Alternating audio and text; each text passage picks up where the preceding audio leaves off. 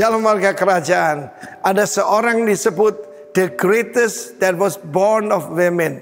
Dari yang dilahirkan wanita, ada satu pribadi yang dikatakan the greatest oleh Tuhan Yesus. Dialah John the Baptist, putra Sakaria. Kita baca dalam Matius 11 ayat kedua, di dalam penjara Yohanes mendengar tentang pekerjaan Kristus, dan dia lagi bimbang. Dia menyuruh kedua muridnya bertanya, apakah engkau yang akan datang yang kami nantikan itu? Atau harus kami menantikan orang lain? Mungkin itu keadaan saudara saya.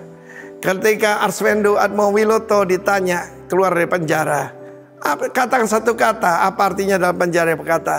Dia berkata, yaitu ketidakberdayaan.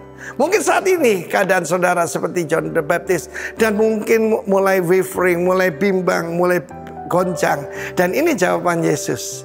Ya, katakan pada Yohanes apa yang kamu dengar dan kamu lihat sendiri. Ini buktinya. Ini orang buta melihat, orang lumpuh berjalan, orang kusta jadi tahir, orang tuli mendengar, orang mati dibangkitkan. Mungkin ada Lazarus saat itu di situ. Dan kepada orang miskin diberitakan kabar baik. Dan mereka kembali pada Yohanes. Dan Yohanes dengan mantap percaya bahwa Kristuslah. Karena saudaraku, dia sudah tahu bahwa dia adalah pribadi pertama yang menunjuk kepada Yesus dan berkata, pandanglah anak domba Allah yang mengangkut dosa seisi dunia. Tidak ada orang pernah mengatakan itu, bahkan malaikat pun tidak. Tapi Yohanes Pembaptis, seorang yang luar biasa, saudaraku, ya. Dan saat itu Yesus memberi komentar. Karena itu jangan menilai diri sendiri atau menilai orang lain. Biarkan Tuhan yang menilai. Seringkali saya berkata begini, murid itu tidak bisa memberi angka murid lain. Yang bisa memberi angka cuma guru, ya toh. Dan kita melihat, untuk apa kamu pergi ke padang gurun? Yohanes Pembaptis hidup dalam kesederhanaan, ya. Kita melihat baru-baru Paus Fransiskus datang kemari dan orang kagum dengan kesederhanaannya. Saudaraku, hari ini dunia itu mengukur keberhasilan dari penampilan. Tapi Yesus melihat ke dalam hati, ya. Dia adalah yaitu pelita yang kelihatan sebentar, terang sebentar. Dan kemudian bukan karena berpakaian halus, bukan karena penampilannya, tetapi Yesus berkata, dari yang dilahirkan wanita tidak ada yang sehebat Yohanes Pembaptis. Dan saya bayangkan, saudaraku, he's the firebrand daripada Tuhan. Dia adalah obornya Tuhan. Dan ketika kepalanya dipancung, ditaruh di sebuah talam karena tarian daripada yaitu dari Salome yang disuruh ibunya Herodias. Saya percaya pada waktu dipancung pun dia tetap bergema suaranya di antara penjara-penjara daripada Herodes. Bertobat, sebab kerajaan Allah sudah dekat. Karena itu saudara yang kasih, Yesus berkata, dari yang dilahirkan wanita tidak ada yang lebih hebat dari Yohanes Pembaptis. Tetapi yang perhatikan nih, yang terkecil dalam kerajaan sorga lebih besar daripadanya. Karena itu saudaraku, perhatikan dalam pelayanan ini, kalau saudara cari ketenaran, saudara cari keuntungan, saudara akan kecewa. Yesus berkata, sejak tampilnya Yohanes Pembaptis, sekarang kerajaan Allah itu diserang dengan kekuatan. Tapi orang yang menyerongnya mencoba menguasainya. Karena itu kita harus lebih kuat daripada kuasa kegelapan. Harus lebih kuat daripada dunia, saudaraku, supaya memberikan dampak luar biasa. Saudara, dia tidak punya gedung, dia tidak punya partai, dia tidak punya pengikut Yohanes Pembaptis. Tapi hidupnya menjadi kingdom influencer. Puji kiranya nama Tuhan Yesus. Dan kiranya kita belajar kehidupan Yohanes Pembaptis yang berkata, dia harus lebih besar dan aku harus makin kecil, makin berkurang. Dan aku adalah sahabat mempelai laki-laki, dan sukacitaku mendengar mempelai laki-laki bertemu dengan mempelai perempuan. Tuhan memberkati kita, warga kerajaan. God bless you. Amin. Shalom, selamat pagi. Semuanya balong, seria balong seria maksudnya. Oke, mari kita berdoa sebelum kita mulai pagi hari ini. Terima kasih Bapa, kami mau datang dengan kerinduan dan kehausan akan pribadi-Mu Tuhan. Sebab pribadi-Mu lebih berharga dari apapun di dalam kehidupan kami. Hadirat-Mu Tuhan, itu yang kami rindukan pagi hari ini Tuhan. Kami mau mengalami pribadi-Mu Tuhan, supaya kami bisa menjadi influencer di dalam dunia kami, di dalam pekerjaan kami masing-masing. Dalam nama Yesus Kristus kami menyerahkan ibadah kami. Haleluya. Amin.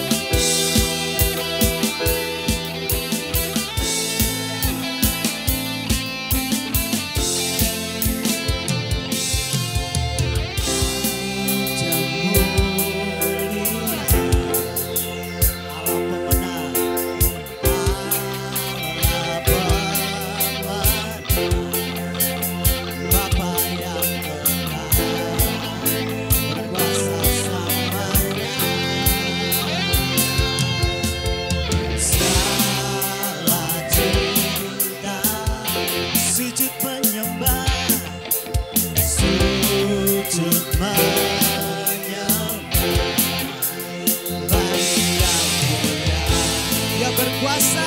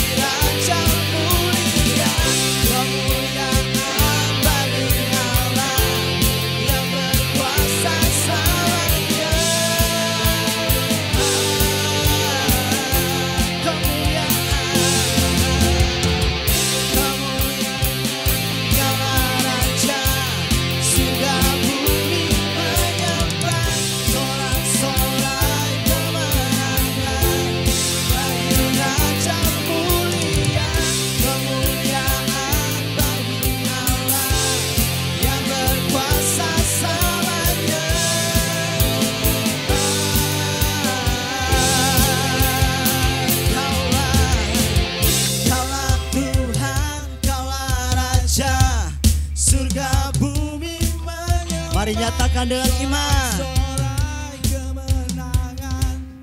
Bagi Raja mulia, kemuliaan bagi Allah yang berkuasa selamanya. Kaulah Tuhan, Kaulah Tuhan, Kaulah Raja, surga bumi menyembah. Sorak-sorai kemenangan bagi Raja mulia, kemuliaan bagi Allah yang berkuasa selamanya. Kaulah Tuhan, Kaulah Tuhan, Kaulah Raja, surga bumi menyembah. Sorak-sorai kemenangan bagi Raja mulia, kemuliaan bagi Allah yang berkuasa selamanya.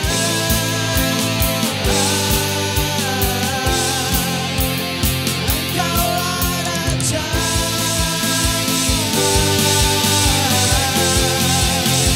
Yesuslah Raja, Yesuslah Tuhan, Yesuslah Tuhan. Dan sorak-sorai bagi Yesus Tuhan dan Raja. Dialah jalan kebenaran dan kehidupan, amin. Mari kita rayakan Allah kita yang hebat.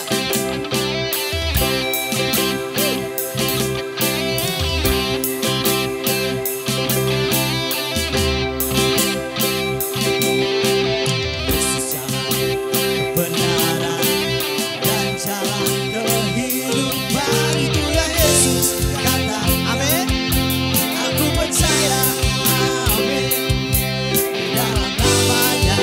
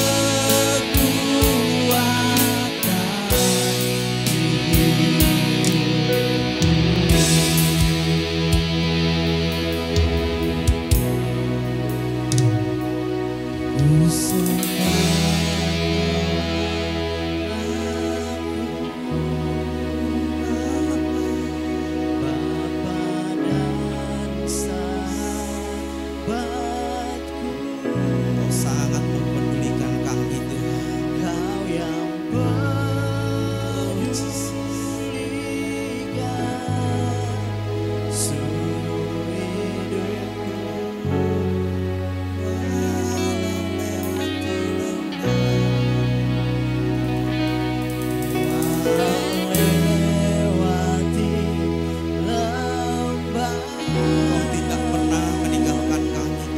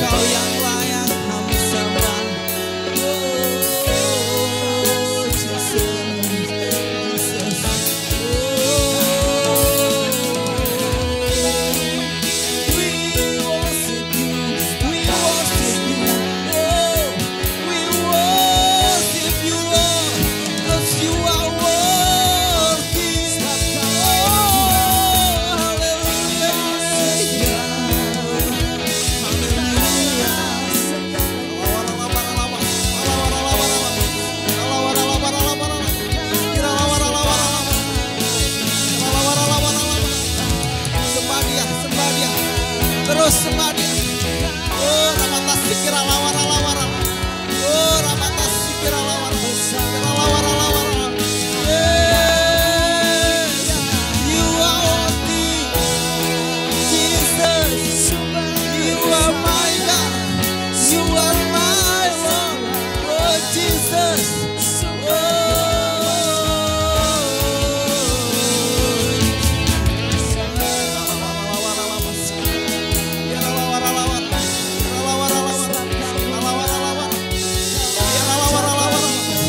Tidak ada yang layak ditinggikan selain Tuhan Yesus di tempat ini. Oh, oh, we worship you. Kami sembah Tuhan. Kami sembah.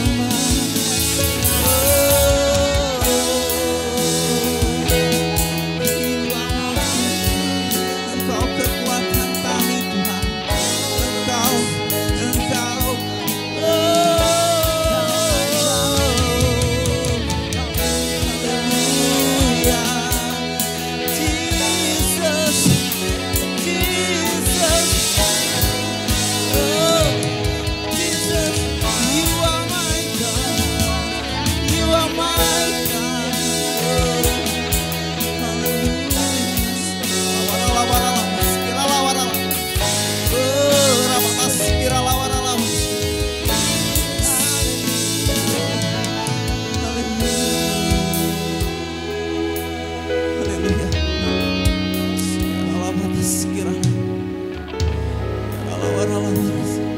Sembah Dia terus. Dia ada di sini. Dia hadir di tempat ini. Dia hadir di tempat ini. Dia melihat hati kita masing-masing.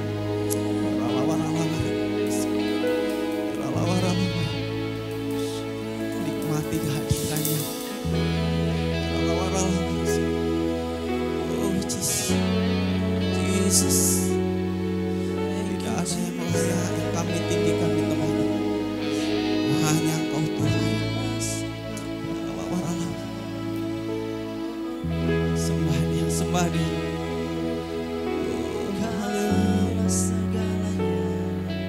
Engkau kekuatan kami Tuhan. Engkau gunung batu.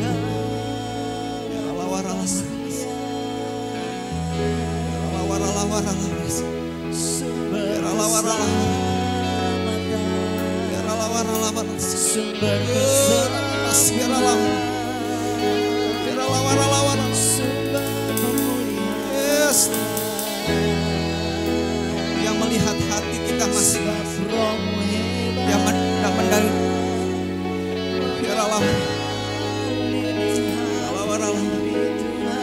sembah Dia, sembah Tuhan, ditinggikan.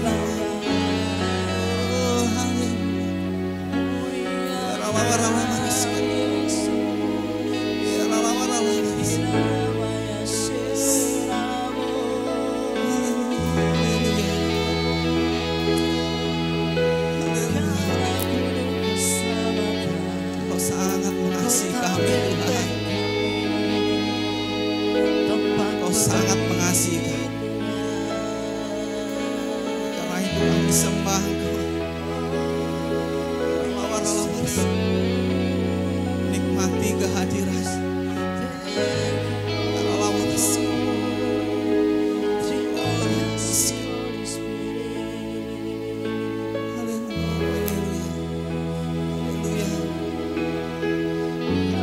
Terus sembah Dia.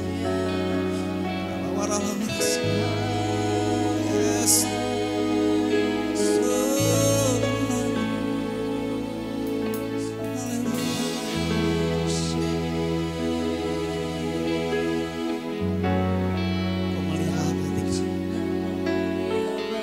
Sangat mengasihi Engkau Tuhan. Kami sangat mengasihi. Kami sangat mengasihi. Kau mengetahui hati kami masing-masing. Atas segala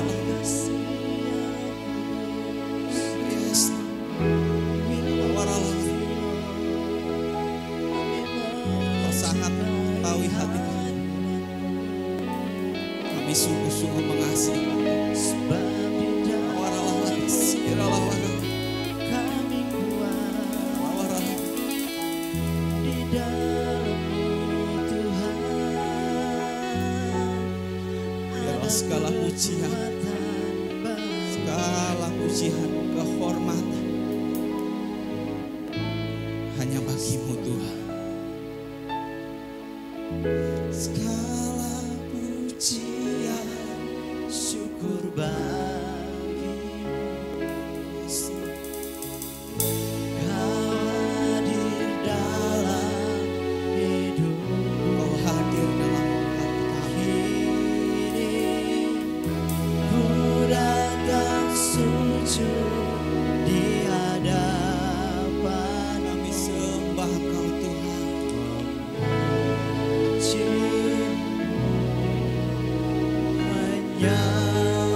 menyembah-Mu, Yesus, ku menyembah.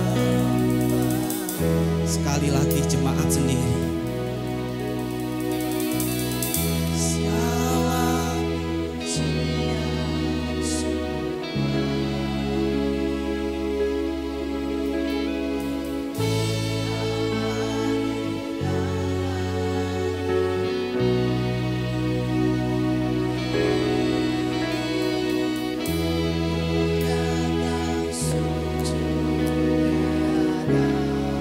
Kami puji Engkau Tuhan.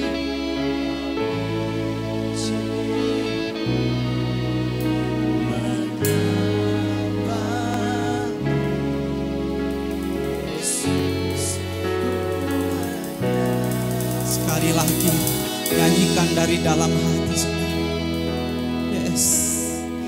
segala pujian, syukur bagi-Mu.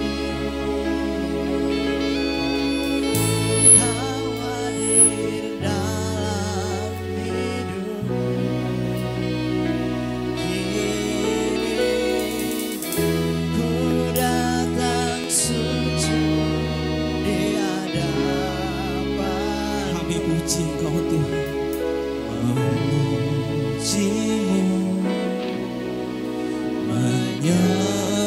Menyembah-Mu, Yesus, ku menyembah. segala pujian, Pujian, syukur bagi Kau hadir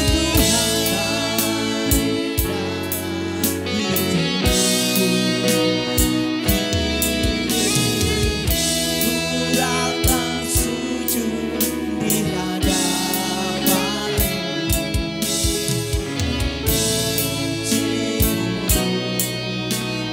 menyembah-Mu,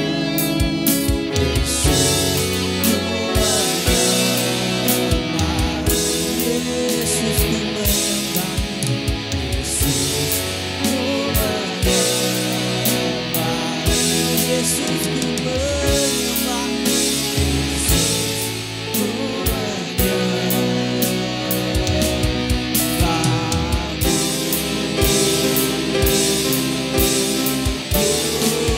Yesus, ku menyembah.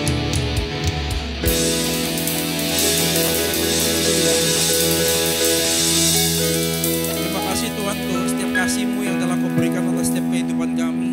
Penebusan-Mu membawa kami untuk memiliki nama-Mu. Nama yang besar itu ada dalam setiap kami Tuhan. Sehingga kami tahu kehidupan kami adalah sebuah kehidupan yang akan memberikan dampak. Kau taruh benih-Mu di dalam diri kami Tuhan. Dan lewat setiap benih ilahi ini, kami tahu Tuhan bahwa benih ini akan bertumbuh Tuhan. Dan lewat setiap makanan yang diberikan dari benih ilahi ini Tuhan, yaitu lewat suara Tuhan dari kebenaran firman, maka benih ini akan bertumbuh sehingga kami akan memberi dampak dan pengaruh ilahi yang membawa kebesaran bagi nama Tuhan. Karena itu kami buka hati kami buka telinga rohani kami untuk kami mendengar hanya daripada arahan-Mu Tuhan. Dan setiap pikiran menggembar kami tundukkan di atas ketuhanan Kristus Tuhan. Kami tundukkan di bawah ketuhanan Kristus. Sehingga kami terima firman itu Tuhan. Dan lewat setiap firman ini kami mengalami kemenangan. Di dalam nama Yesus kami berdoa bersyukur. Amin.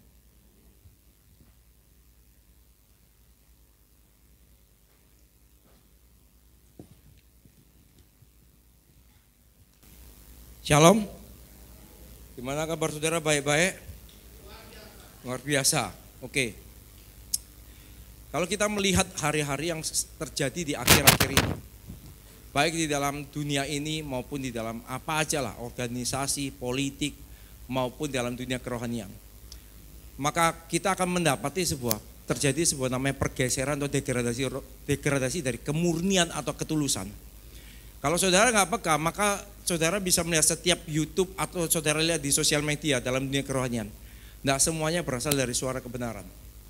Karena semua dunia sudah mencetak, terus terang dunia sudah mencetak untuk kita hidup, maksudnya hari-hari yang terjadi sekarang ini hidup bagi kepentingan diri sendiri. Nah, maka itu kita perlu peka-peka untuk tahu bahwa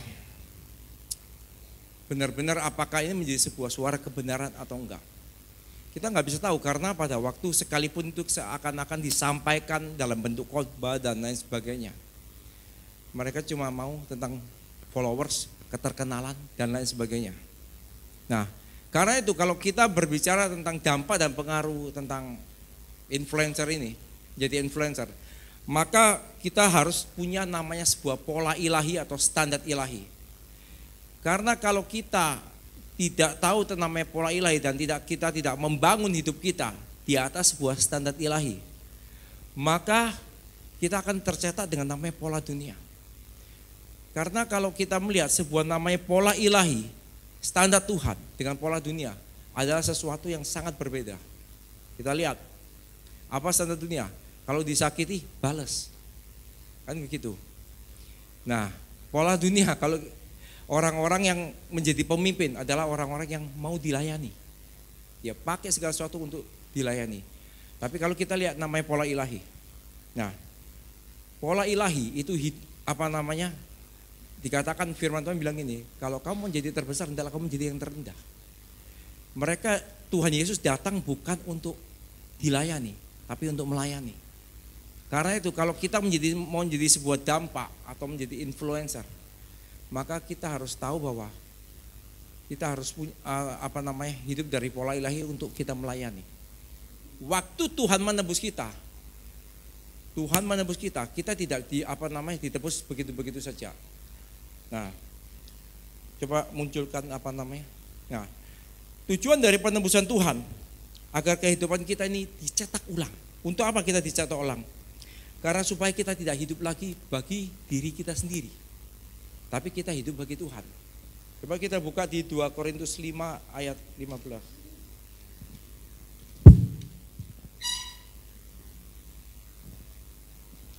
Saya bacakan 2 Korintus 5 ayat 15.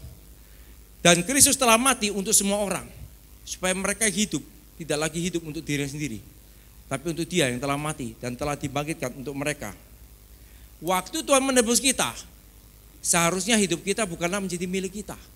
Karena waktu kita sebelum ditebus oleh Tuhan, maka hidup kita ini sebenarnya menjadi hamba dosa. Hidup kita hanya untuk diri kita sendiri. Tapi waktu Tuhan menebus kita, hidup kita ini bukanlah menjadi milik kita sendiri, tapi menjadi milik Tuhan. Nah, di dalam Galatia 2 ayat 20 dikatakan, namun aku hidup, tapi bukan lagi aku sendiri yang hidup, melainkan Kristus yang hidup di dalam aku. Dan hidupku yang kuhidupi sekarang di dalam daging adalah hidup oleh iman dalam Anak Allah yang telah mengasihi aku dan menyerahkan dirinya untuk aku. Ada banyak hal yang seakan-akan kita tahu bahwa tindakan-tindakan yang seakan-akan benar, tapi dengan sikap hati yang salah. Standar daripada kita hidup bagi Tuhan adalah sikap hati. Apakah sikap hati kita ini benar-benar kita melakukan karena kehendak Allah, atau sikap hati kita hanya untuk sebuah tugas, kepentingan diri kita? Nah, di sini mungkin nggak ada, tapi di kota besar itu persaingan gereja sangat ketat. Ya, saya terus terang ngomong. Jadi mereka berlomba-lomba untuk bagaimana menarik jemaat dengan cara bagaimana. Wah, kalau jemaat sakit dikunjungi, terus misalnya jemaat ulang tahun, terus dikasih ucapan dan lain sebagainya. Pertanyaannya, apakah itu dia hanya untuk menarik jemaat atau benar-benar ada hati Tuhan? yang di gereja itu. Nah, ada tindakan yang seakan-akan kelihatan benar, tapi hal yang salah. Dinilai dari sikap hati. Mereka mau pengakuan, pencitraan dan lain sebagainya. Kita nggak tahu. Sikap hati kita yang tahu sendiri sebenarnya. Nah, hidup kita sebenarnya kalau kita hidup bagi Tuhan, sikap hati kita harusnya kita tahu bahwa semua ini memuliakan Tuhan. Contoh tindakan yang kelihatannya seakan-akan benar, tapi sikap hati yang salah. Pak Gembala lagi ngomong, aduh saya kok haus ya. Langsung saya ke bawah, saya belikan minum, saya belikan makanan. Supaya apa? Saya dapat pujian. Nah, ini kan sikap hati yang salah. Makanya kita harus perhatikan sikap hati kita ini seperti apa. Apakah ini benar-benar dari kehendak Tuhan? Ataukah ini hanya sekedar untuk supaya dipuji, mengonjolkan diri dan lain sebagainya. Kita tahulah di dalam dunia kan banyak orang yang menyumbang ini, menyumbang itu. Nah, itu yang menentukan sikap hati. Apakah ini menjadi sebuah pujian atau benar-benar ini sebuah ketulusan atau kemurnian. Nah, waktu kita hidup bagi Tuhan, maka hidup kita sebenarnya bukan lagi menjadi hidup kita lagi, tapi adalah untuk Tuhan. Nah, sebuah penggenapan janji Tuhan maupun untuk berdampak menjadi influencer. Ada sebuah penghalang yang menghalangi kita mengalami penggenapan janji Tuhan ataupun kita bisa berdampak memberi pengaruh ilahi yang dinamakan pribadi yang bernama aku atau keakuan. Selama kita masih memiliki sebuah keakuan ini mendominasi kita, maka kita tidak akan pernah bisa berdampak secara maksimal bagi kerajaan Allah. Kenapa? Karena kita lebih mementingkan keinginan kita. Kita lebih mementingkan kepentingan kita. Kalau kita lihat untung rugi, percaya kita tidak akan bisa berdampak bagi komunitas di mana Tuhan tempatkan kita. Ya kalau dalam hal ini mungkin kakak, ya kan. Nah karena itu kita harus memastikan setiap keakuan kita ini sudah tersalib sepenuhnya. Apa perbedaan kita tanya, loh orang tidak punya keinginan? Boleh, tapi ada keinginan Tuhan yang ditaruh di dalam diri kita. Perbedaan di mana? Namanya keinginan Tuhan dengan keinginan diri kita. Yang pasti kalau keinginan kita hanya memuaskan untuk memberikan nama baik buat kita, peninggian diri, pengakuan dan sebagainya. Tapi kalau keinginan Tuhan adalah semuanya hanya bagi kemuliaan Tuhan. Saya kasih contoh gini. Ada seorang mengadakan KKR besar-besaran dan semuanya. Dan mengadakan acara. Nah, pertanyaannya, apakah ini menjadi sesuatu yang Tuhan suruh atau untuk membuat nama gereja, nama pendeta itu yang besar. Nah, itu hati kita sendiri yang tahu. Karena kalau enggak, hal yang kelihatannya benar belum tentu itu didasari dengan kemurnian atau ketulusan. Jadi cirinya, kalau kita melihat dari mana kita tahu ini menjadi sebuah kehendak Tuhan atau keinginan kita. Apakah waktu kita melakukan ini memuliakan Tuhan atau memuliakan diri kita sendiri. Jadi kita harus memastikan bagaimana kehendak kita ini seluruhnya sudah tersalib bersama dengan Kristus.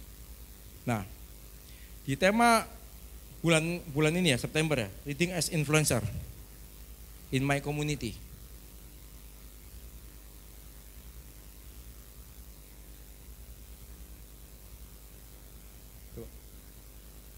Ya, yang artinya memimpin. Ya, yang artinya memimpin untuk memberi dampak dalam komunitas kita. Memimpin secara sederhana dapat diartikan mempengaruhi orang untuk dapat mengikuti. Yang diambil dari Matius 20 ayat 28. Nah, saya bacain dulu ya. Tapi Yesus memanggil mereka lalu berkata, kamu tahu bahwa pemerintah-pemerintah bangsa-bangsa memerintah rakyatnya dengan tangan besi, dan pembesar-pembesar menjalankan kuasanya dengan keras atas mereka. Tidaklah demikian di antara kamu. Barang siapa ingin menjadi besar di antara kamu, hendaklah ia menjadi pelayanmu. Dan barang siapa ingin menjadi terkemuka di antara kamu, hendaklah ia menjadi hambamu. Sama seperti anak manusia datang bukan untuk dilayani, melainkan untuk melayani dan untuk berikan nyawanya menjadi tebusan bagi banyak orang. Orang-orang di luar Kristus, kalau kita lihat cara mereka memimpin, mereka menggunakan kekuasaan, mereka menggunakan uang mereka menggunakan nama besar mereka untuk dilayani, bukan untuk melayani. Nah, pertanyaan dalam memimpin ini kan gini, bagaimana ini mempengaruhi untuk orang mengikuti mereka. Nah, cara orang mempengaruhi ini seperti apa? Ini yang penting.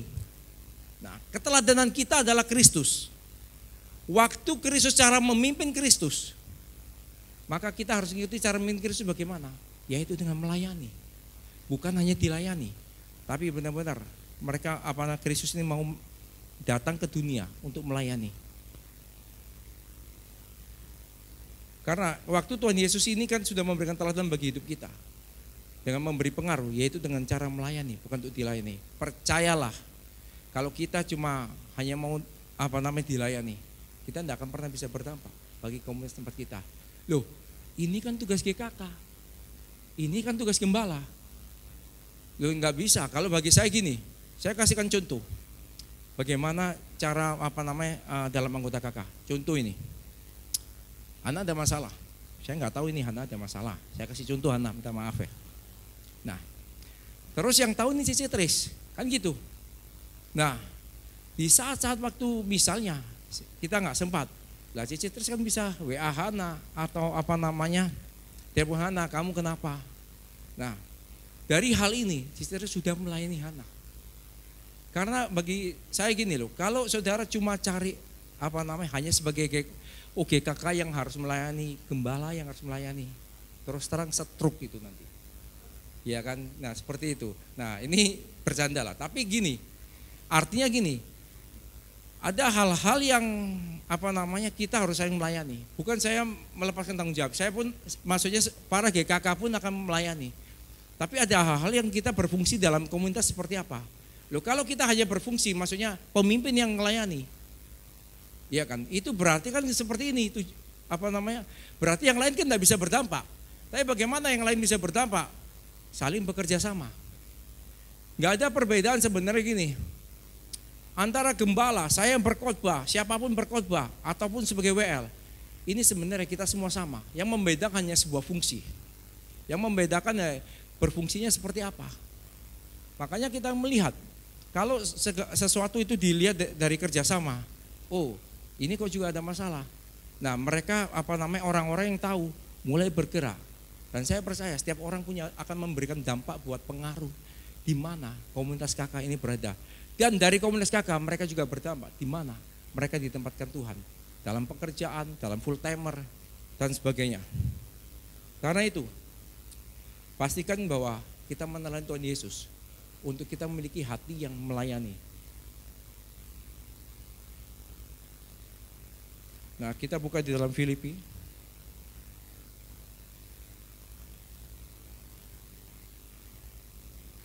Saya bacain Filipi 2 ayat 5 sampai 8. Hendaklah kamu dalam hidupmu bersama menaruh pikiran dan perasaan yang terdapat juga dalam Kristus Yesus, yang walaupun dalam rupa Allah tidak menganggap kesetaraan dengan Allah sebagai milik yang harus dipertahankan, melainkan telah mengosongkan dirinya sendiri dan mengambil rupa seorang hamba dan menjadi sama dengan manusia. Dan dalam keadaan sebagai manusia, ia telah merendahkan dirinya dan taat sampai mati, bahkan sampai mati di atas kayu salib. Untuk kita bisa berdampak bagi komunitas tempat kita, ada 3 hal yang harus terbangun dan tercetak di dalam hidup kita. Yang pertama adalah mengosongkan diri. Yohanes 1 ayat 1 dikatakan, pada mulanya adalah firman. Firman itu bersama-sama dengan Allah, dan firman itu adalah Allah. Terus di dalam Yohanes 17 ayat 5, oleh sebab itu ya Bapa, permuliakan aku padamu sendiri dengan kemuliaan yang kumiliki di hadiratmu sebelum dunia ada. Kalau kita melihat sebelum Yesus menjadi manusia, Yesus adalah Allah sendiri. Dan dia memiliki sebuah kemuliaan yang sama seperti Bapaknya miliki. Selama kita memakai identitas kita sebagai seorang, misalnya di dalam perusahaan, di dalam pekerjaan kita adalah seorang bos, dan memiliki finansial yang bagus dan lain sebagainya, maka kita tidak akan bisa berdampak. Yesus sebagai seorang yang sebenarnya Allah sendiri dan memiliki kemuliaan, tapi dia melepaskan atribut kealahannya. Dia melepaskan kealahan itu dengan segala hal yang tidak terbatas, dia lepaskan itu untuk menjadi manusia. Pada waktu dia menjadi manusia, bahkan dia dilecehkan, dia dihina dan sebagainya. Dia mengosongkan dirinya untuk dia pada akhirnya supaya manusia dapat selamat. Begitu juga kita. Kalau kita mau berdampak di mana komunitas kita, lewat kakak atau komunitas di mana Tuhan tempatkan kita, maka kita harus mengosongkan diri kita. Jangan pakai atribut identitas kita yang maksudnya adalah mungkin kita adalah seorang pemimpin dalam dunia bisnis, mungkin kita punya finansial yang baik, maka tidak akan pernah kita bisa berdampak. Maka kita perlu mengosongkan diri kita dari segala atribut itu. Yang kedua, merendahkan dirinya. Dalam Markus 10 ayat 45 dikatakan, karena anak manusia juga datang bukan untuk dilayani, melainkan untuk melayani dan untuk memberikan nyawanya menjadi tebusan bagi banyak orang. Yesus berkata kepadanya, serigala mempunyai liang dan burung mempunyai sarang, tapi anak manusia tidak mempunyai tempat untuk meletakkan kepalanya. Maksudnya gimana? Sebagai manusia, Yesus tidak mengambil lagi rupa sebagai seorang tuan atau majikan, tapi dia mengambil rupa seorang hamba. Sampai-sampai untuk meletakkan kepalanya aja nggak bisa. Nah, karena itu pada waktu kita ada dalam komunitas kita perlu merendahkan diri kita. Maksudnya seperti apa? Maksudnya seperti ini. Contoh, misalnya ada sebuah permasalahan yang terjadi, nggak mungkin kan? Di dalam siapa yang pernah ada dalam sebuah komunitas tidak ada gesekan? Coba angkat tangan, saya mau belajar benar-benar. Nah, jadi pada waktu terjadi namanya gesekan, percekcokan, kadang-kadang kita berpikir gini, yang salah kan dia, bukan saya. Tapi kalau kita mau mengikuti keteladanan Kristus, kita harus benar-benar merendahkan hati ini untuk kita datang kepada dia, kita sharing kepada dia, dan menyelesaikan masalah. Karena kalau kita hanya memakai namanya salah yang benar, yang mana salah, ini tidak akan pernah ada habisnya. Sehingga kita tidak akan bisa berdampak buat komunitas di tempat Tuhan menempatkan kita. Karena itu kita harus memastikan bagaimana pada waktu dalam komunitas, kita pada waktu dalam komunitas ini sama-sama, kalau setiap orang punya sikap hati, mari kita merendahkan hati kita sama-sama. Maka akan benar-benar sama-sama memiliki sebuah dampak. Karena kita hidup bukan buat kita sendiri. Kalau kita buat hidup kita sendiri kan gini, dia yang salah, ya dia yang harus minta maaf. Itu kita hidup menjadi tuan buat diri kita sendiri. Tapi kalau kita menjadi hamba Kristus, hamba kebenaran, namanya hamba itu gini, disuruh apa harus ngikutin. Kan seperti itu. Karena pada waktu kebenaran mengatakan, ampuni seorang akan yang lain. Kalau kita tidak mengampuni, maka kita bukan menjadi hamba kebenaran, tapi menjadi hamba dosa. Tapi kalau kita lagi mengikuti setiap kehendak daripada apa yang Tuhan nyatakan di dalam kebenaran, maka ini namanya hamba kebenaran. Jadi untuk kita berdampak bagi komunitas tempat kita, yang kedua adalah mari kita merendahkan diri seperti Yesus merendahkan dirinya. Di mana Yesus sebenarnya waktu di atas kayu salib ada perkataan gini, katanya kamu Tuhan, selamatkan dirimu sendiri. Orang lain dia mau selamatkan, dirinya kok nggak bisa selamatkan. Loh kalau gengsi kan Tuhan tinggal datang, dia suruh bala tentara surga untuk membantai itu. Tapi demi manusia untuk diselamatkan, dia tidak melakukan itu. Kita pernah tahu cerita seperti ini. Ada seorang serdadu datang untuk menangkap Yesus. Sampai 3 kali, Yesus bilang pada waktu itu, Yesus tanya gini, siapakah yang kamu cari? Yesus orang Nazaret aku cari. Akulah dia. Kemudian apa yang terjadi? Siapa yang tahu itu? Ya nanti baca Alkitab ya. Pada waktu itu yang terjadi adalah serdadu itu mundur. Artinya kuasa dari Yesus ini membuat mereka rebah. Terus ditanya lagi kan, siapa yang kamu cari? Yesus. Dia cuma terus bilang, akulah orangnya. Mundur lagi dan rebah sampai 3 kali. Dan kemudian akhirnya Yesus tahu bahwa tangkaplah aku. Di mana Tuhan tidak memakai kealahannya. Artinya begini, kalau Tuhan mau semuanya bisa. Orang-orang setelah itu bisa dihabisin. Tapi Yesus memilih untuk tidak melakukan itu demi manusia yang diselamatkan. Karena itu, kalau kita mau komunitas kita berada, kita tidak bisa lagi berkata gini, yang benar yang mana, yang salah yang mana, ya kan? Kita harus sama-sama untuk merendahkan diri kita, sehingga kita bisa berdampak buat komunitas di tempat kita. Karena kalau ini apa namanya, kita saling jaga gengsi, maka semua ini akan namanya hancur di komunitas, tidak akan bisa namanya berdampak. Yang ketiga, Yesus mengorbankan dirinya sampai kepada maut. Yesaya 53 ayat 10. Saya bacakan. Tapi Tuhan berkehendak meremukkan dia dengan kesakitan apabila ia menyerahkan dirinya sebagai korban penebus salah. Ia akan melihat keturunannya, umurnya akan lanjut dan kehendak Tuhan akan terlaksana olehnya. Seorang hamba yang sejati, dia akan mengikuti apa yang dikatakan tuannya sepenuhnya, taat sampai mutlak. Kita tahu bahwa Yesus sebenarnya bisa tidak melalui salib itu. Tapi oleh karena manusia, kasih Bapa, dia harus mati di atas kayu salib. Makanya waktu di Taman Getsemani dia bilang gini, kalau boleh cawan ini berlalu, karena Yesus tahu lewat sebuah cawan ini dia harus mengalami siksaan, dia harus mengalami penderitaan, dia mengalami hal-hal yang tidak mengenakan. Nah, hal-hal yang tidak mengenakan yang membuat dia harus mati di atas kayu salib. Tapi dia bilang apa? Tapi bukan oleh kehendakku, tapi oleh kehendakmu. Dan sampai kita tahu tetesan keringatnya menjadi darah. Dia tahan sampai mati. Kalau kita mau berdampak buat komunitas kita, mari kita, maksudnya gini, bukan kita maksudnya seperti ini.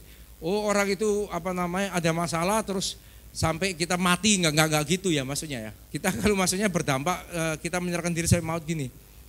Biarlah bukan lagi sampai apa ya namanya, keinginan kita ini bukanlah keinginan kita, tapi kita mulai perhatikan kepentingan orang-orang yang ada di sekitar kita maupun orang-orang di komunitas kita.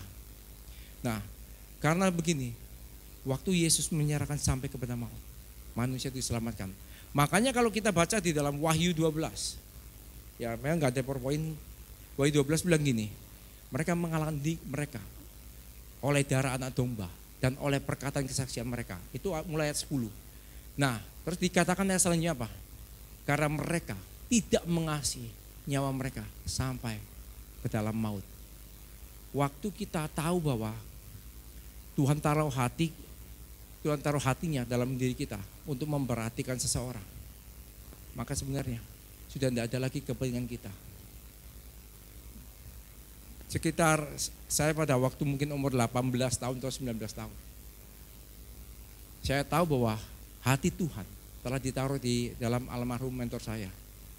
Ya, sampai orang-orang sudah benci mungkin kepada saya karena lagi ke gereja terus itu nakal, ke gereja nakal, jatuh dalam dosa, sampai mereka mungkin bosan. Tapi saya tahu bahwa hati Tuhan ada di dalam almarhum mentor saya ini, sehingga dia yang memperhatikan saya. Sampai kalau saya inget dulu, saya cuma ngeliat, waduh, kasihan banget ini namanya Coach Jeff itu ya, dengan saya. Nah, sampai saya gadaikan sesuatu untuk membayar narkoba. Nah, saya sampai bohong seperti itu. Tapi dia dengan hatinya, dia tahu mungkin dibohongi. Tapi saya tahu ada hati Tuhan untuk apa namanya dari almarhum mentor saya, yang sampai dia tetap memperhatikan saya. Bahkan gereja sebenarnya sudah menolak saya karena saking bosennya. Ya, bahasa Jermannya bilang apa namanya? Begitu menceknonya saya, ya kan gitu kan. Tapi gini, saya tahu bahwa kehidupan dia bukannya dia lagi, tapi ada sebuah kehidupan Kristus yang telah tercetak di di dalam diri almarhum mentor saya. Sehingga saya tahu, waktu dia mendekati saya, dia bina saya jatuh, terus dia dia datang lagi, dia nggak bosan-bosannya. Sampai kalau saya lihat, waduh, sampai segitu kok nggak bosan-bosannya. Nah, terus terang saya belum bisa seperti dia.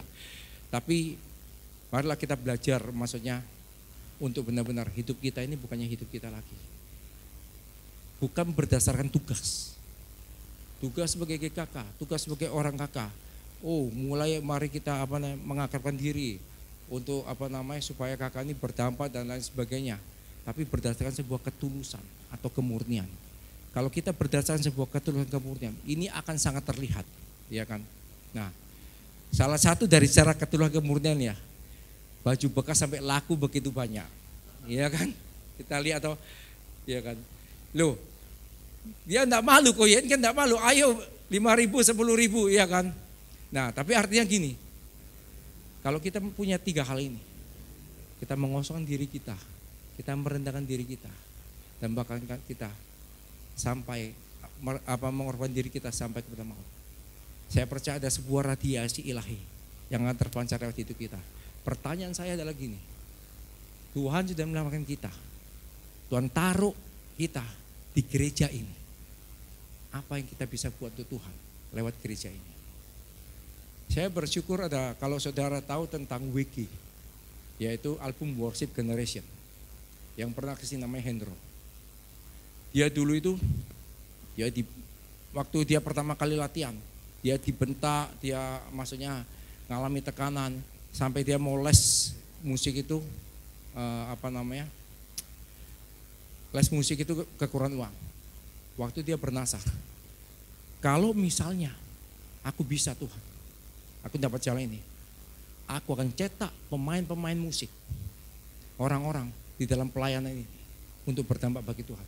Dan ternyata benar, album Worship Generation, kalau saudara tahu pada waktu itu di Betani ya, remaja Betani, itu sekitar tahun 97, 98, 99, itu booming. Karena itu, mari kita pastikan, kita enggak mungkin Tuhan enggak kasih karunia sama kita enggak mungkin Tuhan enggak kasih talenta sama kita. Waktu Tuhan kasih karunia dan talenta atas kita, apakah kita mau berdampak buat komunitas tempat kita yang kita bisa buat melalui gereja ini, supaya nama Tuhan ditinggikan. Bukan lagi nama organisasi, bukan lagi nama sebuah gereja, tapi nama Tuhan. Karena kita harus memastikan, tidak ada lagi pengakuan, tidak ada lagi orang bilang ngomong pencitraan, tidak ada lagi kehendak untuk meninggikan diri, tapi hanya nama Tuhan. Kalau kita nggak ada, kalau kita namanya punya pengakuan, pasti istilahnya mentok. Karena itu, pastikan saya ajak bersama-sama untuk kita benar-benar untuk nama Tuhan yang ditinggikan lewat hidup kita. Sehingga kita akan bisa berdampak buat komunitas tempat kita berada. Nah, karena itu semua ini hanya bisa terbangun waktu kita punya sebuah kehidupan firman. Tanpa kita membangun hidup kita di atas firman, tanpa kita membangun hidup kita lewat doa-doa kita, maka kemanusiaan kita ini yang akan muncul. Karena waktu kita ada di dalam hadirat Tuhan, ada firman-firman yang diberikan, kita bangun kehidupan doa, maka kemanusiaan ini yang akan turun, nama Tuhan yang ditinggikan. Sama seperti ini, ada contoh gini, ada nama, contohnya gini, ada namanya anjing putih, anjing hitam ya. Kalau kita lebih kasih makan anjing putih, maka anjing putih ini yang gemuk, anjing hitam yang kurus. Nah, kalau kita lebih kasih makan anjing hitam, anjing putih ini yang kurus, anjing hitam yang gemuk. Di dalam diri kita istilah ada namanya benih dosa, ada namanya benih ilahi yang Tuhan taruh. Karena pertanyaan kan gini, kalau Tuhan menebus kita, kenapa harus ada benih dosa? Iya, karena bagaimanapun itu perlu perjuangan. Dalam 1 Timotius 1 ayat 18 bilang gini, aku menasihati kamu kepada Timotius untuk kamu memperjuangkan dengan iman, dengan perjuangan yang baik, dengan iman dan hati nurani yang murni. Artinya gini, kita harus berjuang. Yang kita kasih makan sekarang apa? Benih dosa atau benih ilahi? Kalau yang kita kasih makan adalah benih dosa, maka yang bermanifestasi di dalam diri kita adalah hal-hal dosa, adalah hal-hal yang berasal daripada dunia. Ketakutan di situ, kekhawatiran di situ, pengakuan di situ, pencitraan pun ada di situ. Tapi waktu kita memberikan makan, lewat setiap firman, lewat doa-doa kita punya hubungan dengan Tuhan, kita akan pasti tahu bahwa benih ilahi ini akan muncul. Tidak ada lagi namanya baper, tidak ada lagi namanya pengakuan, tidak ada kepentingan. Mungkin hal-hal itu ada masalah, tapi kita pasti keluar sebagai pemenang. Nah, pertanyaan selama ini, apakah kita hanya memberi makan benih dosa atau benih ilahi di dalam diri kita? Kita pasti kerasa. Bahkan kita bisa tahu ada waktu suara Tuhan datang atas kita. Ada suara Tuhan yang datang atas kita, ini kita bisa bedakan. Ini dari suara Tuhan atau ini cuma dari suara kedaginganku.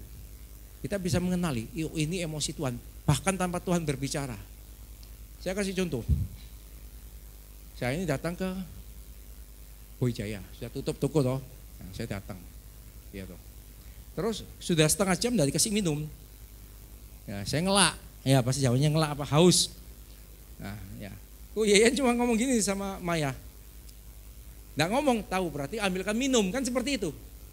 Nah, artinya begini, kalau kita punya hubungan sama Tuhan, kita bisa merasakan emosional Tuhan. Kita bisa merasakan hati Tuhan. Kita bisa merasakan apa yang Tuhan mau atas hidup kita. Sehingga dengan pasti kita tahu bahwa apa yang harus kita lakukan. Jadi kita bisa tahu, kita tidak perlu malu lagi ya toh, ngomong baju harga 5.000, 10.000 di tengah jalan, ya kan. Nah ini sebagai contoh aja, tapi pastikan kalau kita punya hubungan yang intim dengan Tuhan, kita tahu apa yang Tuhan mau, bahkan kita bisa tahu buat gereja ini, apa yang harus kita lakukan buat gereja ini.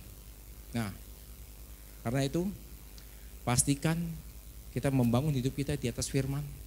Waktu kita membangun hidup kita di atas firman, ada ketulusan, ada kemurnian, sehingga dari ketulusan kemurnian itu benar-benar kita memiliki untuk hati yang mengosongkan diri kita merendahkan diri kita, tidak peduli apapun yang terjadi, kita tidak gengsi, dan kita mengorbankan diri kita sampai kepada, artinya gini, kepentingan Tuhan di atas kepentingan kita. Nah, bahkan kepentingan Tuhan di atas kepentingan badminton saya. Ya, ini bercanda. Ya kan, tapi artinya gini, saudara yang tahu sendirilah, saudara yang tahu sendiri apa yang maksudnya yang Tuhan taruh di dalam hati saudara, yang harus saudara lakukan untuk Tuhan dan bukan untuk diri kita sendiri. Saya selesai, saya undang para pemain musik.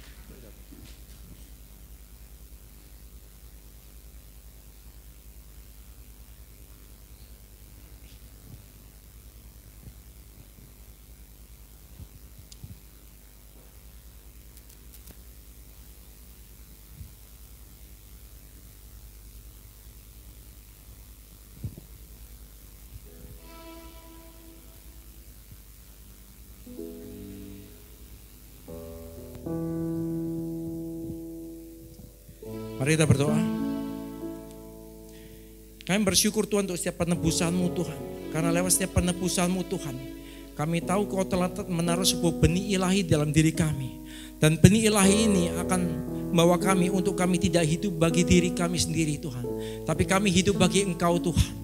Karena kami lagi bukan menjadi sebuah hamba dosa. Kami salibkan keakuan kami untuk kami tahu bahwa kami menjadi hamba kebenaran. Sehingga kami tahu kebenaran yang menjadi suara Tuhan buat kami ini akan membawa kami di dalam setiap kemenangan Tuhan. Untuk Kau memperhatikan untuk hati-Mu Tuhan yang ada dalam kami memperhatikan setiap orang Tuhan. Apa yang menjadi keperluan mereka. Sehingga kami tahu kami akan menjadi orang-orang yang dewasa. Waktu kami dewasa secara rohani Tuhan, kami tahu ada banyak hal yang Tuhan percayakan buat kami Tuhan. Dan buat gereja ini Tuhan. Sebuah kedewasaan rohani Tuhan. Karena kami tahu Tuhan warisan hanya diberikan Tuhan pada orang yang dewasa rohani. Dan kami tahu kamilah orang-orang yang dewasa rohani untuk kami memperoleh warisan Tuhan. Sehingga lewat hidup kamilah nama Tuhan ditinggikan. Lewat hidup kamilah nama Tuhan dimuliakan. Dan kami tahu lewat gereja ini akan mencetak generasi-generasi yang tidak hidup bagi diri sendiri, tapi hidup bagi Tuhan.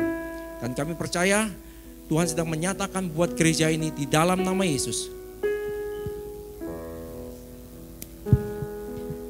Mari kita berdoa syafaat bagi hari ini.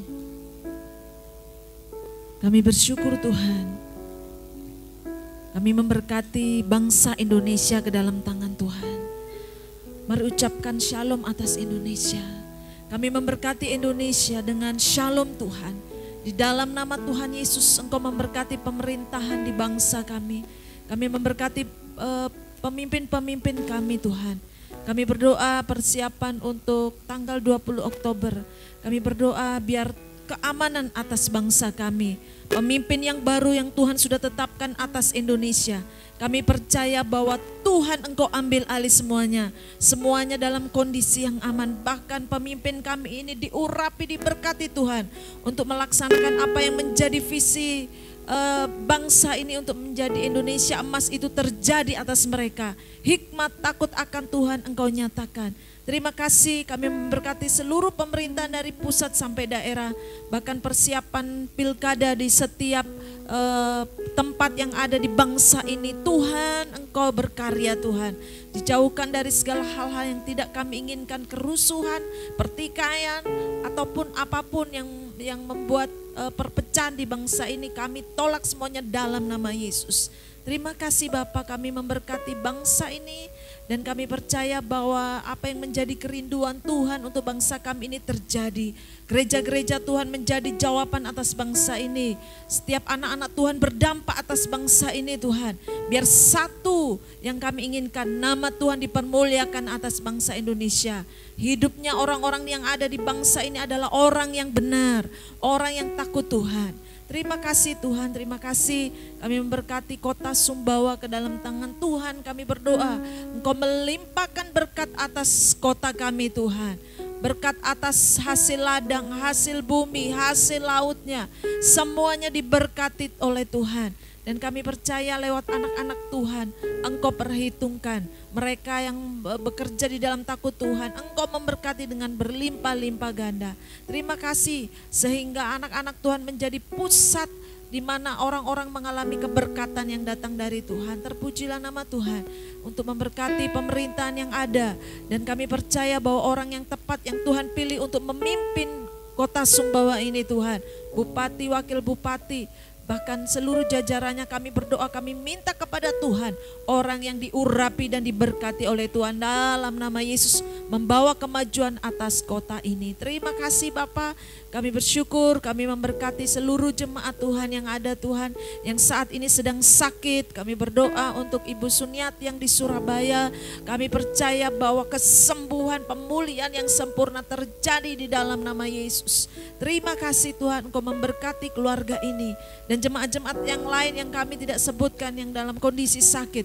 Kami percaya bahwa pagi hari ini Engkau mengulurkan tangan-Mu memberi kesembuhan atas seluruh jemaat yang ada. Bahkan pergumulan jemaat-jemaat yang membutuhkan pertolongan Tuhan.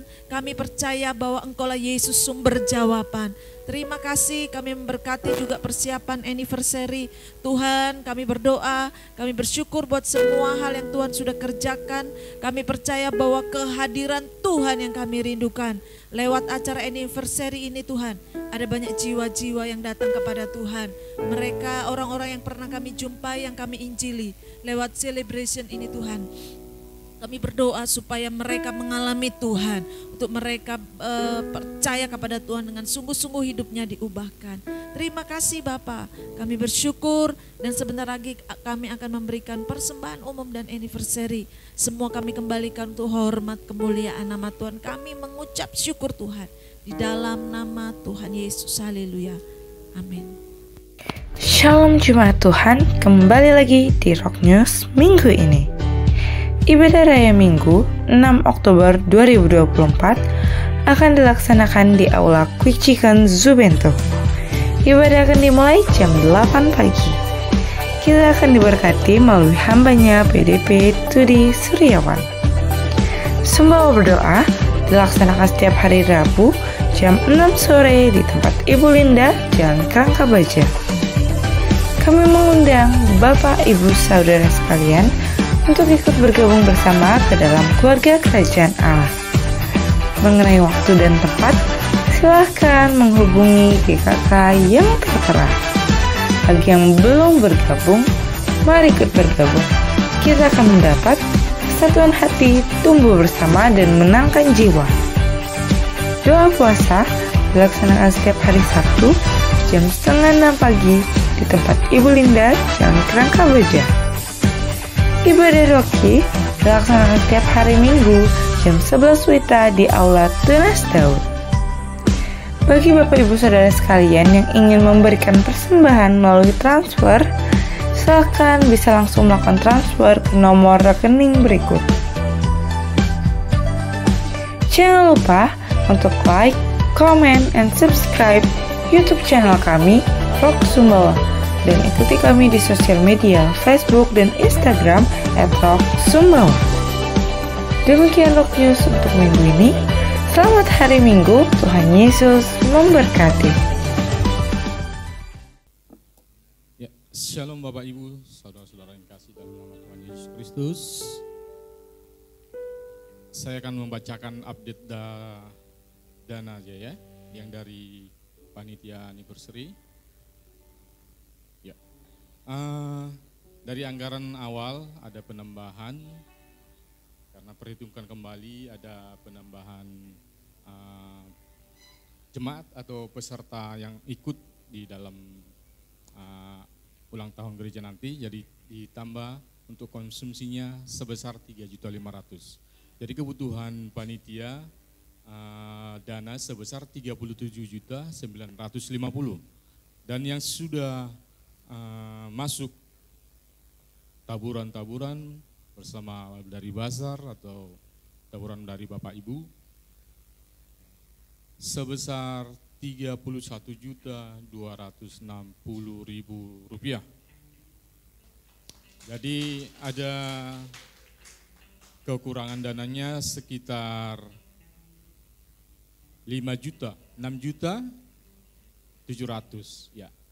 Saya percaya kecil karena Tuhan kita sungguh amat besar. Amin. Jadi ini taburan-taburan masih terbuka dan Bazar juga dalam 2 minggu ini masih akan tetap dijalankan. Jadi saya percaya Bapak Ibu yang sudah pesan juga bisa melimpah-limpah lagi pesanannya. Siap Ibu Vivi beserta timnya? Oh iya, sudah di bawah. Menunggu Bapak Ibu, sudah di bawah. Terima kasih. Dan sekali lagi nanti di minggu depan hari terakhir untuk bazar pengumpulan dana dari panitia. Dan kami sampaikan untuk ulang tahun ini kita semua ada diberi kesempatan untuk mengambil video per kakak dalam ucapan ulang tahun untuk gereja kita. Jadi setiap kakak, saat kakak atau dikhususkan waktu untuk syuting video ya. Ya Pak Erwin nanti salah satunya yang paling depan ini biasanya ini. Ya Pak Erwin ya, siap. Kakak Garuda biasanya heboh. Ya, dan yang lain-lain juga ada kakak Kartini yang tidak kalah heboh biasanya. Ya, kakak senior kita. Jadi batas waktunya dikasih 1 minggu. 1 minggu ke depan waktu batasnya di minggu pertama.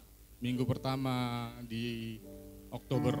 Jadi sudah terkumpul bisa dikirim langsung ke nomor gereja atau ke asing. Ya. Kalau nomor gereja, nomor kantor semua jemaat saya rasa sudah ada. Itu saja mungkin pengumumannya dan silakan Pak Gembala.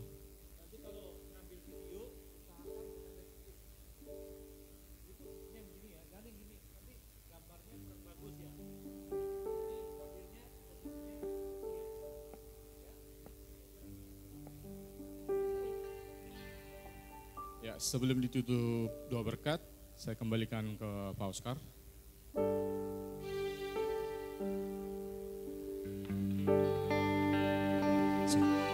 Mari kita bangkit berdiri, bersyukur buat ibadah kita. Terpujilah Tuhan Yesus, ditinggikan di atas pujian.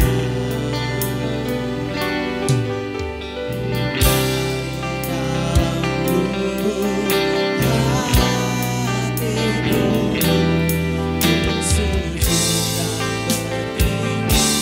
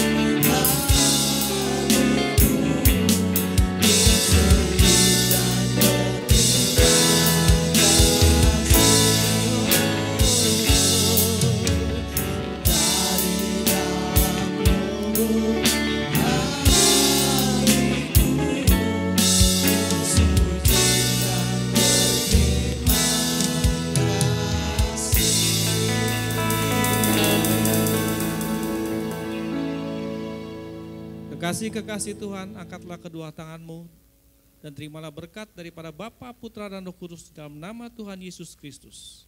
Sesungguhnya Ia sudah memberikan komunitas di dalam kehidupan kita.